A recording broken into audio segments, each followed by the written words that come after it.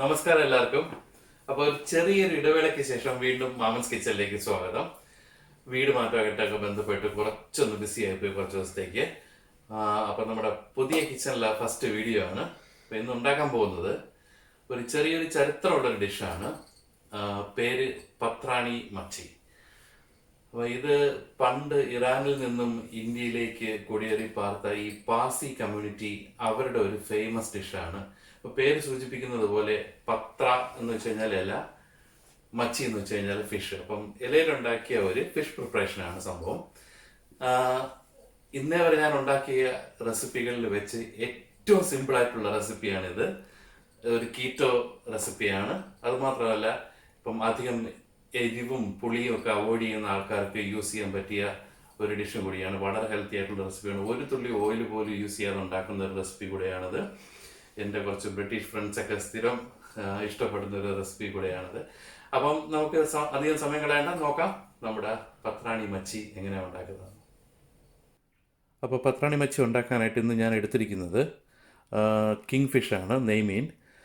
അതുകൂടാതെ നമുക്ക് വെളുത്തുള്ളി വേണം, ഇഞ്ചി വേണം, പച്ചമുളക് വേണം, മല്ലിയില, പുതിനയില, പിന്നെ കുറച്ച് തേങ്ങ, ഒരു അരക്കപ്പോളം തേങ്ങ ചിരണ്ടിയതെടുത്തിട്ടുണ്ട്. പിന്നെ നമുക്ക് കുറച്ച് ജീരകപ്പൊടി വേണം, ലെമൺ ജ്യൂസ് വേണം, ഉപ്പ് വേണം. അത് ഞാൻ വഴി കാണിക്കാം. അപ്പം ഇത് വെച്ച് നമുക്കൊരു പേസ്റ്റ് ഉണ്ടാക്കണം. അപ്പോൾ ഇതെല്ലാം ഞാനൊരു ജാറിലേക്ക് എടുത്തിട്ടുണ്ട് പേസ്റ്റ് ആക്കാനായിട്ട്. അപ്പം അതിലേക്ക് കുറച്ച് ഉപ്പ്,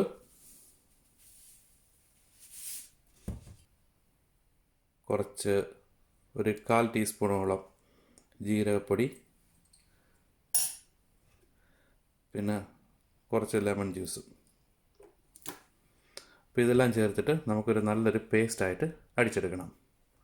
അപ്പോൾ ഇതിനകത്തേക്ക് ഞാൻ കുറച്ച് വെള്ളം കൂടെ ഒഴിച്ചിട്ടുണ്ട്. ഇനി നമുക്ക് നല്ലൊരു പേസ്റ്റായിട്ട് ഇത് അടിച്ചെടുക്കാം.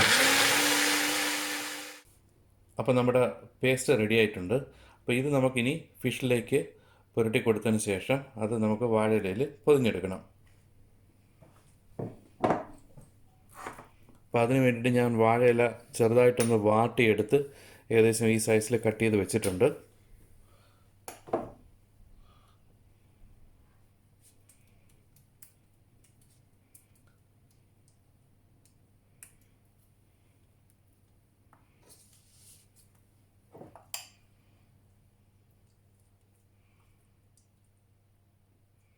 അപ്പം രണ്ട് സൈഡിലും നമുക്ക് ഈ ചട്നി നമുക്ക് നന്നായിട്ട്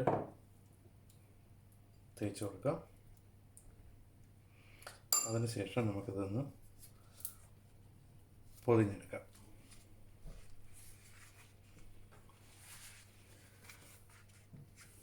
അപ്പോൾ ഇതുപോലെ നമുക്ക് എല്ലാ ഫിഷ് പീസസും ചട്നിയിൽ പൊതിഞ്ഞെടുക്കാം. അപ്പോൾ ഞാൻ നമ്മുടെ 3 ഫിഷ് പീസസും ഇതുപോലെ വാഴയിലയിൽ പൊതിഞ്ഞെടുത്തിട്ടുണ്ട്. അപ്പോൾ ഇനി നമുക്കിതൊന്ന് സ്റ്റീം ചെയ്തെടുക്കണം. അപ്പം എൻ്റെ കയ്യിൽ സ്റ്റീമർ ഇല്ലാത്തത് കാരണം ഞാനൊരു സോസ് പാൻ ഇതുപോലെ അതിനകത്ത് വെള്ളം തിളപ്പിച്ച് റെഡിയാക്കി വെച്ചിട്ടുണ്ട്. ഇതില്ലെന്നുണ്ടെങ്കിൽ നമുക്ക് പിന്നെ ഇഡ്ഡലി ചെമ്പോ അങ്ങനെ എന്തെങ്കിലുമൊക്കെ യൂസ് ചെയ്യാം. സ്റ്റീമർ ഉണ്ടെങ്കിൽ ഏറ്റവും നല്ലത്. അതിലേക്ക് ഞാനൊരു ഇതുപോലെ ഒരു ദ്വാരമുള്ളൊരു പാത്രം വയ്ക്കുകയാണ്. അതിലേക്ക് നമ്മുടെ ഫിഷ് പീസസ് ഓരോന്നായിട്ട് ഓക്കെ.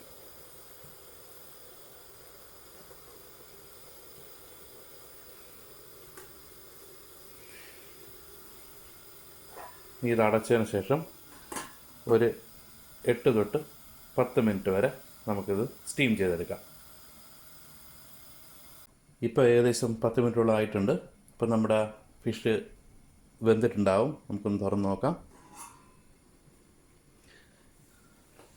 നമുക്ക് തീ ഓഫ് ചെയ്തിട്ട് ഈ ആവി പോകാനായിട്ട് കുറച്ച് നേരം നമുക്കൊന്ന് വെയിറ്റ് ചെയ്യാം.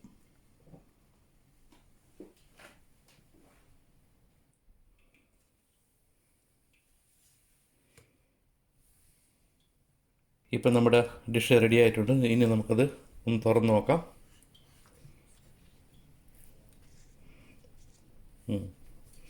നന്നായിട്ട് വെന്തിട്ടുണ്ട്. അപ്പം നമ്മുടെ പത്രാണി മച്ചി റെഡി. പിന്നെ നമുക്കിത് പ്ലേറ്റ് ചെയ്യാം.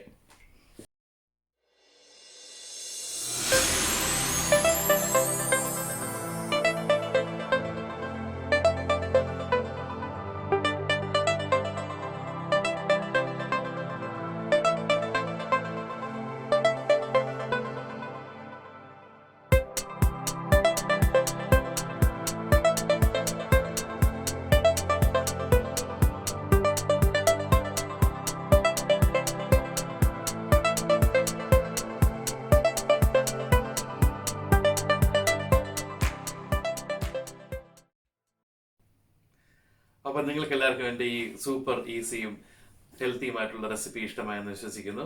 എല്ലാവരും ട്രൈ ചെയ്ത് നോക്കുക, ട്രൈ ചെയ്തിട്ട് അഭിപ്രായങ്ങൾ അറിയിക്കുക. അതോടൊപ്പം തന്നെ എൻ്റെ ഈ വീഡിയോ ഇഷ്ടമായെങ്കിൽ ലൈക്ക് ചെയ്യാനും ഷെയർ ചെയ്യാനും എൻ്റെ ചാനൽ സബ്സ്ക്രൈബ് ചെയ്യാനും മറക്കരുത്. അപ്പം മറ്റൊരു വീഡിയോയുമായി വീണ്ടും വരുന്നതുവരെ ഗുഡ് ബൈ.